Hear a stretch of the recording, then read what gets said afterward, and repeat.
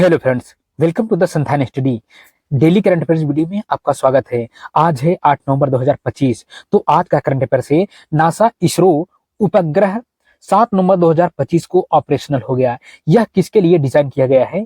इस प्रश्न के लिए 4 ऑप्शन है। ऑप्शन ए मौसम पूर्वानुमान, ऑप्शन बी पृथ्वी की सतह निगरानी और परिवर्तन मापन, ऑप्शन सी अंतरिक्ष पर्यटन, ऑप्शन डी चंद्रमा अन्वेषण। तो इस प्रश्न का सही जवाब होगा ऑप्शन बी। इस प्रश्न का सही जवाब ऑप्शन बी होगा। निसार उपग्रह 7 नवंबर 2025 को ऑपरेशनल हो गया, जो भारत अमेरिका का संयुक्त मिशन है। यह रडार इमेजिंग से पृथ्वी की सतह, बर्फ, वनस्पति और प्राकृतिक आपदाओं जैसे भूकंप, ज्वालामुखी का मापन करेगा। यस बैंड और यल बैंड और यस बैंड रडार से 240 किलोमीटर स्वस्थ चौड़ाई वाली इमेजिंग संभव होगी। नेक्स्ट क्वेश्चन है, 8 नवंबर 2025 को विश्व रेडियोग्राफी दिवस मनाया गया। यह दिवस किस संगठन की स्थापना की वर्षगांठ पर आधारित है? इस प्रश्न के लिए 4 ऑप्शन दिए गए हैं। Option A WHO, option B IAEA, option C UNESCO, option D UNICEF. तो इस प्रश्न का सही जवाब होगा ऑप्शन ए WHO। तो विश्व रेडियोग्राफी दिवस 8 नवंबर को मनाया जाता है, जो WHO की स्थापना 7 अप्रैल 1948 से जुड़ा है। लेकिन रेडियोग्राफी के क्षेत्र में जागरूकता फैलाने के लिए यह एक्सरे और इमेजिंग तकनीकों के योगदान को सम्मानित करता है, जो स्वास्थ्य सेवाओं में क्रांति लाई है। नेक्स्ट क्वेश्चन है, राष्ट्रपति द्रौपदी मुर्मू 8 नवंबर 2025 से अंगोला और बोत्सवाना की 6 दिवसीय राज्य यात्रा पर रवाना हुई। यह यात्रा किस संदर्भ में महत्वपूर्ण है? इस प्रश्न के लिए 4 ऑप्शन दिए गए हैं। ऑप्शन ए व्यापार समझौते के लिए, ऑप्शन बी चीता प्रोजेक्ट के तहत चीतों की प्राप्ति के लिए, ऑप्शन सी सांस्कृतिक आदान प्रदान के लिए, ऑप्शन डी जलवायु परिवर्तन सम्मेलन के लिए। तो इस प्रश्न का सही जवाब होगा ऑप्शन बी। ऑप्शन बी होगा। यह भारत की राष्ट्रपति की पहली ऐसी यात्रा है जो बोत्सवाना से कुछ हफ्तों में चीते भारत के कूनो नेशनल पार्क लाए जाएंगे, जो प्रोजेक्ट चीता को मजबूत करेगा। यात्रा द्विपक्षीय संबंधों, विकास साझेदारी और ऊर्जा सहयोग को बढ़ावा देगी। नेक्स्ट क्वेश्चन है, कैग के रेलवे ऑडिट विंग द्वारा FY 2025-26 में ऑडिट किस नेटवर्क पर किया जाएगा? इस प्रश्न के लिए 4 ऑप्शन दिए गए हैं। Option A golden quadrilateral, option B eastern और वेस्टर्न डेडिकेटेड फ्रेट कॉरिडोर और golden quadrilateral, option C silver triangle, option D diamond quadrilateral. तो इस प्रश्न का सही जवाब होगा ऑप्शन बी। इस प्रश्न का सही जवाब ऑप्शन बी होगा। कैग के रेलवे ऑडिट विंग द्वारा FY 2025-26 में ईस्टर्न और वेस्टर्न डेडिकेटेड फ्रेट कॉरिडोर तथा गोल्डन क्वाड्रिलेटरल नेटवर्क का ऑडिट किया जाएगा। यह दक्षता, पारदर्शिता और वित्तीय प्रबंधन सुनिश्चित करेगा। नेक्स्ट क्वेश्चन है, स्वच्छ सर्वेक्षण 2024-25 सिटी क्लीनिनेस सर्विस में जनसंख्या 10 लाख से अधिक वाले शहरों में सबसे अस्थायी क्रम उच्च स्तर पर किस शहर को स्थान मिला है? इस प्रश्न के लिए 4 ऑप्शन दिए गए हैं। Option A Ludhiana, option B Chennai, option C Madurai, option D Bengaluru. तो इस प्रश्न का सही जवाब होगा ऑप्शन सी। इस प्रश्न का सही जवाब ऑप्शन सी होगा। तो इस सर्वे में 10 लाख प्लस जनसंख्या वाले शहरों में मदुरई ने 4823 अंक प्राप्त कर सबसे नीचे स्थान सबसे अस्थायी श्रेणी पाया है। यह संकेत देता है कि महानगरीय नगर निकायों की स्वच्छता, कचरा प्रबंधन व नागरिक सहभागिता में अभी बड़ी चुनौतियां बनी हुई है। नेक्स्ट क्वेश्चन है, 7 नवंबर को भारत में प्रतिवर्ष किस दिवस के रूप में मनाया जाता है, जिसका उद्देश्य कैंसर रोकथाम एवं प्रारंभिक खोज पर जागरूकता बढ़ाना है? इस प्रश्न के लिए 4 ऑप्शन है। ऑप्शन ए राष्ट्रीय टीबी जागरूकता दिवस, ऑप्शन बी राष्ट्रीय दिल स्वास्थ्य दिवस, ऑप्शन सी राष्ट्रीय कैंसर जागरूकता दिवस, ऑप्शन डी राष्ट्रीय मधुमेह दिवस। तो इस प्रश्न का सही जवाब होगा ऑप्शन सी। इस प्रश्न का सही जवाब ऑप्शन सी होगा। नेक्स्ट क्वेश्चन है, T20 वर्ल्ड कप 2026 का फाइनल किस शहर में होने की संभावना है? इस प्रश्न के लिए 4 ऑप्शन है। Option A Mumbai, option B Kolkata, option C Ahmedabad, option D Chennai. तो इस प्रश्न का सही जवाब होगा ऑप्शन सी। इस प्रश्न का सही जवाब ऑप्शन सी होगा। ICC ने 8 नवंबर 2025 को घोषणा की कि T20 वर्ल्ड कप 2026 का फाइनल अहमदाबाद के नरेंद्र मोदी स्टेडियम में होगा। यह भारत श्रीलंका का संयुक्त आयोजन का हिस्सा है, जो 55 देशों मैचों के साथ वैश्विक क्रिकेट को बढ़ावा देगा। नेक्स्ट क्वेश्चन है, भारत में शहरी स्वच्छता सर्वेक्षण स्वच्छ सर्वेक्षण किस मंत्रालय द्वारा संचालित किया गया है? इस प्रश्न के लिए 4 ऑप्शन दिए गए हैं। ऑप्शन ए गृह मंत्रालय, ऑप्शन बी आवास एवं शहरी मामलों का मंत्रालय, ऑप्शन सी कृषि मंत्रालय, ऑप्शन डी पर्यावरण वन तथा जलवायु परिवर्तन मंत्रालय। तो इस प्रश्न का सही जवाब होगा ऑप्शन बी।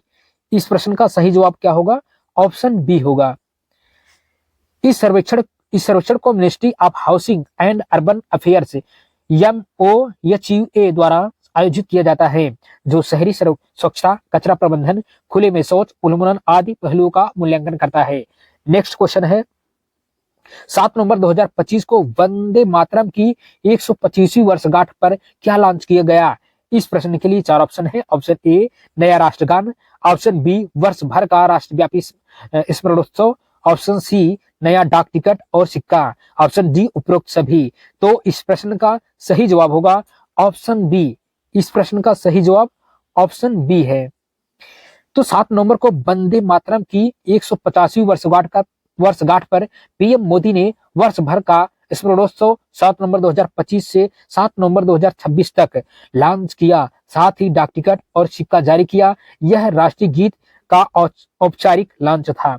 नेक्स्ट क्वेश्चन है FAO की state of food and agriculture 2025 report में भूमि क्षरण डेप्थ मॉडल के अनुसार मानव गतिविधियों से वैश्विक वृक्ष आवरण में कितनी हानि हुई है? इस प्रश्न के लिए 4 ऑप्शन दिए गए हैं। Option A 10%, option B 20%, option C 30%, option D 40%। तो इस प्रश्न का सही जवाब होगा सी, ऑप्शन सी। इस प्रश्न का सही जवाब ऑप्शन सी होगा 30%। तो रिपोर्ट में मशीन लर्निंग आधारित भूमि क्षरण डेप्थ मॉडल से पता चला कि मानव गतिविधियों से वैश्विक वृक्ष आवरण में 30% हानि, 20% बायोमास, कार्बन में कमी और मिट्टी अपरदन में 4 गुना वृद्धि हुई है। यह उप सहारा अफ्रीका और दक्षिण एशिया में फसल उत्पादकता को प्रभावित करता है। वार्षिक वैश्विक लागत USD 300 बिलियन अनुमानित है।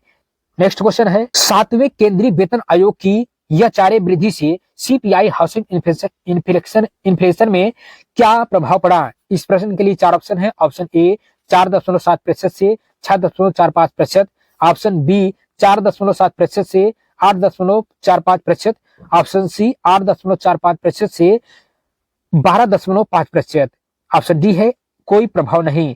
तो इस प्रश्न का सही जवाब होगा ऑप्शन बी। इस प्रश्न का सही जवाब ऑप्शन बी होगा। जुलाई 2017 से 7वें CPC की 105.6% इजारे वृद्धि से CPI हाउसिंग इन्फ्लेशन जून 2017 से 4.7% से जून 2018 में 8.45% से हो गया, जो हेडलाइन CPI को 4.92% तक बढ़ा दिया। यह प्रशासनिक बदलाव से आर्टिफिशियल सर्च था, वास्तविक किराया वृद्धि के बिना। नेक्स्ट क्वेश्चन है प्रो कबड्डी लीग PKL 2025 का विजेता कौन सा टीम है? इस प्रश्न के लिए 4 ऑप्शन दिए गए हैं। Option A Puneri Paltan, option B Dabang Delhi KC, option C Patna pirates, option D Bengaluru bulls. तो इस प्रश्न का सही जवाब होगा ऑप्शन बी। इस प्रश्न का सही जवाब ऑप्शन बी होगा।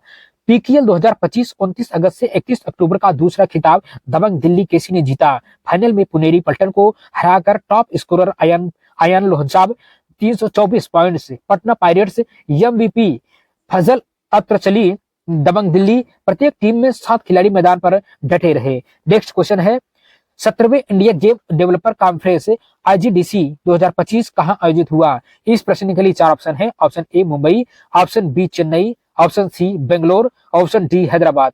तो इस प्रश्न का सही जवाब होगा ऑप्शन बी। इस प्रश्न का सही जवाब ऑप्शन बी होगा। IGDC 2025 चेन्नई में आयोजित हुआ, जो गेमिंग कम्युनिटी के लिए महत्वपूर्ण इवेंट है। इसमें क्रिएटर्स, स्टूडियोज, इन्वेस्टर्स और पब्लिशर्स शामिल हुए। तमिलनाडु में 10,800 स्टार्टअप्स स्थापित हुए। GDP ग्रोथ 11.9% रही। नेक्स्ट क्वेश्चन है नीति आयोग के CEO VVR सुब्रमण्यम के अनुसार भारत और अमेरिका के बीच नया व्यापार समझौता कब तक अंतिम रूप ले सकता है? इस प्रश्न के लिए 4 ऑप्शन है। ऑप्शन ए दिसंबर 2025, ऑप्शन बी नवंबर 2025 के अंत तक, ऑप्शन सी जनवरी 2026, ऑप्शन डी मार्च 2026। तो इस प्रश्न का सही जवाब होगा ऑप्शन बी। इस प्रश्न का सही जवाब ऑप्शन बी होगा। 8 नवंबर 2025 को घोषणा की गई कि भारत यूएस व्यापार समझौता नवंबर के अंत तक फाइनल हो सकता है। यह द्विपक्षीय व्यापार को $500 बिलियन तक बढ़ाने का लक्ष्य रखता है, जिसमें कृषि, डिजिटल व्यापार और सेवा पर फोकस है। नेक्स्ट क्वेश्चन है, भारतीय रेलवे ने 8 नवंबर 2025 को एआई का उपयोग किसके लिए शुरू करने की घोषणा की। इस प्रश्न के लिए 4 ऑप्शन दिए गए हैं। ऑप्शन ए टिकट बुकिंग के लिए, ऑप्शन बी अधिक सुरक्षित संचालन के लिए, ऑप्शन सी यात्री सुविधाओं के लिए, ऑप्शन डी माल ढुलाई के लिए। तो इस प्रश्न का सही जवाब होगा ऑप्शन बी। इस प्रश्न का सही जवाब ऑप्शन बी है। भारतीय रेलवे ने एआई को ट्रेन संचालन, सिग्नलिंग और रख रखाव में उपयोग करेगा, जो दुर्घटनाओं को 30% तक कम करेगा। यह एआई फॉर रेल सेफ्टी पहल का हिस्सा है, जो डेटा एनालिटिक्स से रियल टाइम मॉनिटरिंग सुनिश्चित करेगा।